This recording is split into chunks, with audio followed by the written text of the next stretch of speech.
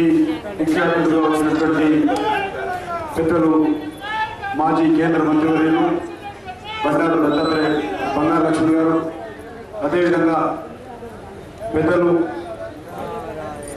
మాజీ పార్లమెంట్ సభ్యులు party senior నాయకులు చంద్రపట్ల జంగారెడ్డి గారు, అదేవిధంగా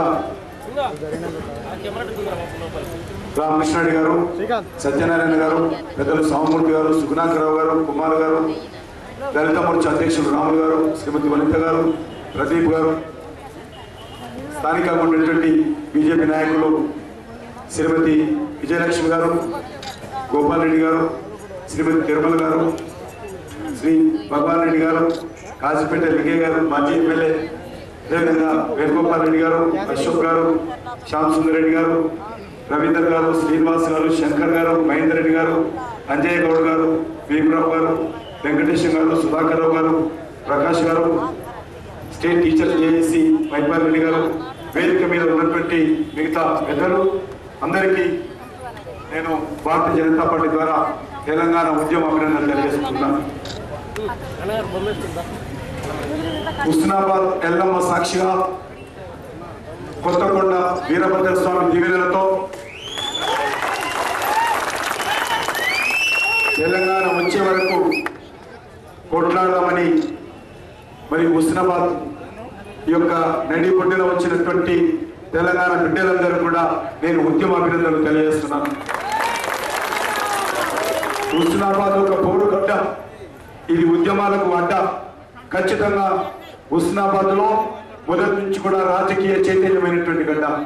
అందుకే ఈరోజు భారతీయ జనతా పార్టీ పోడు యాత్ర ఖచ్చితంగా హుస్నాబాద్కి వెళ్ళాలనేటువంటి పట్టుదలతో ఈరోజు తెలంగాణలోని పల్లె పల్లె తిరుగుతూ ఈరోజు మన హుస్నాబాద్ రావడం జరిగింది. మీకు అందరికీ తెలుసు, ఈరోజు తెలంగాణ ఉద్యమం ఈరోజు ఉద్యమం కాదు, అనేక సంవత్సరాలుగా జరుగుతూ ఉన్నది. ఈరోజు భారతీయ జనతా పార్టీ ఈ ఉద్యమంలో కీలక పాత్ర పోషిస్తున్నది. ఒక జాతీయ రాజకీయ పార్టీగా జేఏసీలో ఉంటూ జేఏసీ ఇచ్చినటువంటి అన్ని కార్యక్రమాల్లో పాల్గొంటూ ప్రత్యేకంగా పార్టీ తరఫున కూడా అనేక కార్యక్రమాలు తీసుకున్నాం. మీకు అందరికీ తెలుసు, ఇన్ని 50 సంవత్సరాల తెలంగాణ ఉద్యమంలో మొట్టమొదటిసారిగా, ఎందుకంటే 1969లో కూడా 369 మంది పసిపిల్లలు విద్యార్థులు జై తెలంగాణ నినాదానికి ప్రత్యేక తెలంగాణ రాష్ట్రం కావాలనేటువంటి కారణంగా శ్రీమతి ఇందిరాగాంధీ గారు పోలీస్ తూటాలతో 369 మంది విద్యార్థులను చదివించింది. ఎప్పుడు కూడా తెలంగాణ వాణి మన పార్లమెంటులో వినిపించాల. 71లో 11 మంది ఎంపీలను టీపీఎస్ పేరు మీద, పార్లమెంటు పేరు మీద చెన్నారెడ్డి గారు ప్రత్యేకంగా పార్టీ పెడితే 14 ఎంపీ సీట్లు ఉంటే 11 సీట్లను గెలిపించాము. అప్పుడు కూడా పార్లమెంటులో ఎవరు మాట్లాడారా? కానీ ఈరోజు మొదటిసారిగా ఈరోజు తెలంగాణ ఉద్యమం గురించి, తెలంగాణ ఉద్యమంలో ఈరోజు రాష్ట్ర కేంద్ర ప్రభుత్వం అవలంబిస్తున్నటువంటి నిర్బంధాన్ని, మన విద్యార్థుల మీద ప్లాస్టిక్ బుల్లెట్ వినిపిస్తున్నటువంటి విధానాన్ని, తెలంగాణ ఉద్యమం చేస్తున్నటువంటి సహా నిరాకరణ ఉద్యమాన్ని మొట్టమొదటిసారిగా పార్లమెంటులో వినిపించింది మన తెలంగాణ ఆడబిడ్డగా పేరు తెచ్చుకున్నటువంటి సుష్మా స్వరాజ్ గారు భారతీయ జనతా పార్టీ సందర్భంగా మొట్టమొదటిసారిగా వినిపించింది. ఈరోజు భారతీయ జనతా పార్టీ పార్లమెంటుకు ముందెళ్ళి మరి డిసెంబర్ 2010 9వ రోజు ఏ రోజైతే చిదంబరం గారు ప్రకటించిన తర్వాత 1 సంవత్సరం తర్వాత వేదిక మీద ఉన్నటువంటి నాయకులందరూ కార్యకర్తలందరూ పోయి పార్లమెంట్ ముందు ధర్నా చేస్తే మా మీద కాంగ్రెస్ పార్టీ ప్రభుత్వం లాఠీచార్జ్ చేసింది, వాష్వాయు ప్రయోగించింది, వాటర్ కెనాల్స్ తోటి కొట్టింది, అనేక మందిని గాయపడ్డాము, హాస్పిటల్ అయ్యాము. ఈరోజు జేఏసీలో మేము చేపట్టినటువంటి అన్ని కార్యక్రమాలను కూడా భారతీయ జనతా పార్టీ తెలంగాణ జిల్లాలో ఉద్యమంలో కీలక పాత్ర పోషిస్తుంది. కాంగ్రెస్ పార్టీ అనుకుంటుంది 69లో ఏం చేశారు, 71లో ఏం చేశారు, ఇప్పుడు సకల జనుల సమ్మె ఏం చేశారు, ఏ రకమైన ఉద్యమం ఉంటుందా, ఉద్యమం ఎదురుగారిపోతుంది, ఉద్యమం మేము అణిచేస్తాము అనే ఆలోచనతో కాంగ్రెస్ పార్టీ అనేక రకాలుగా కుట్రలు చేస్తూ ఉంది. అందుకే ఈరోజు తెలంగాణ ప్రజల్లో కూడా ఒక చర్చ జరుగుతూ ఉంది. సకల జనుల సమ్మె ఏ రకంగా జరిగిందో మనకు తెలుసు. బడిగంట మోగలేదు, గుడిగంట మోగలేదు, రైల్వే హారాలు వినిపించలేదు, బస్సు హారాలు వినిపించలేదు, ఉద్యోగస్తులు ఏ ఆఫీస్కి వెళ్ళలేదు, ఎక్కడ చూసినా ఉద్యోగస్తులందరూ కూడా సమ్మె చేశారు. ఆ లెక్కలు చూస్తే 4.5 కోట్ల మంది ప్రజలు ఈ యొక్క సకల జనుల సమ్మెలో పాల్గొన్నారు. కానీ కాంగ్రెస్ పార్టీ ప్రభుత్వం సకల జనుల సమ్మెను ఏ రకంగా నీరుగార్చిందో మనం చూస్తున్నాం. ఈరోజు ప్రజలు అనుకుంటున్నారు ఇంకా ఏం చేయాలి, మేము ప్రాణాలు 750 మంది మన బిడ్డలు ప్రాణాలు తీసుకున్నారు. 750 మంది, ఒకరు కాదు, ఇద్దరు కాదు, అందరి ముందు, వేలాది మంది ముందు తెలంగాణ బిడ్డలు తెలంగాణ కోసం కాంగ్రెస్ పార్టీ తెలుగుదేశం పార్టీ వైఖరికి నిరసనగా, తెలంగాణ విడుదలకు నిరసనగా పెట్రోల్ వస్తువులు అగ్గిపుల్లో గెలుచుకొని అనేక మంది ప్రాణాలు తీసుకున్నారు. ఉరివేసుకొని ప్రాణాలు తీసుకున్నారు. రైల్వే ట్రైన్ కింద పడి చనిపోయారు. విషయంలో చనిపోయారు. ఒకరు కాదు, ఇద్దరు కాదు, 750 మంది ప్రజలు మన తెలంగాణ వాళ్ళు. అందుకే ఈరోజు తెలంగాణ ప్రజలకు చర్చ జరుగుతూ ఉంది. ఎందుకు ఈరోజు తెలంగాణ ఎవరు కాంగ్రెస్ పార్టీ ప్రభుత్వం?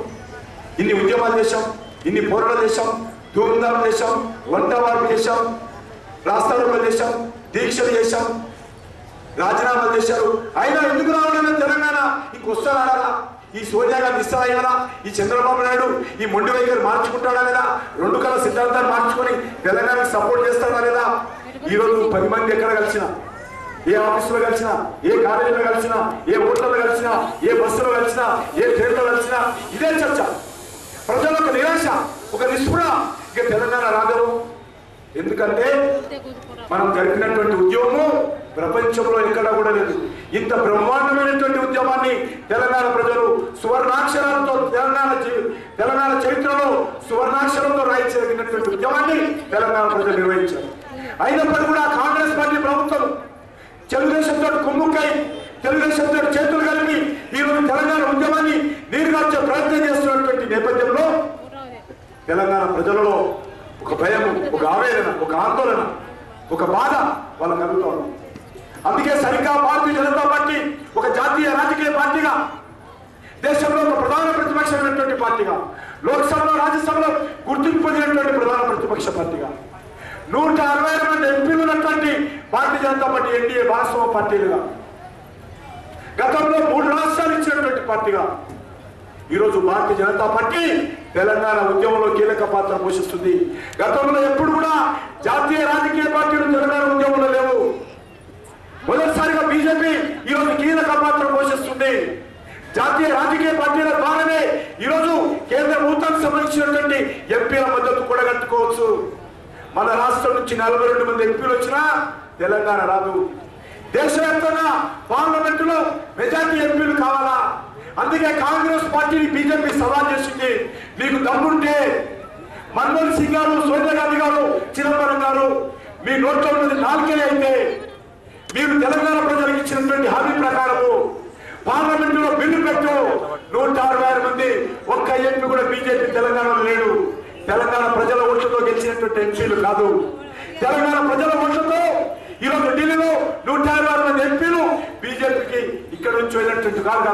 ఎక్కడో మధ్యప్రదేశ్ నుంచి గెలిచినటువంటి వాళ్ళు, ఎక్కడో మహారాష్ట్ర నుంచి గెలిచినటువంటి వాళ్ళు, ఎక్కడో కర్ణాటక నుంచి గెలిచినటువంటి వాళ్ళు 160 మంది ఎంపీలు ఈరోజు తెలంగాణ ప్రజల పంటగా సుష్మా స్వరాజ్ గారు లేచి నిలబడితే జై తెలంగాణ నినాదం నుంచి కాంగ్రెస్ పార్టీ ప్రభుత్వాన్ని విమర్శించింది భారతీయ జనతా పార్టీ. మొదటిసారిగా 160 మంది ఎంపీలు ఉన్నారు.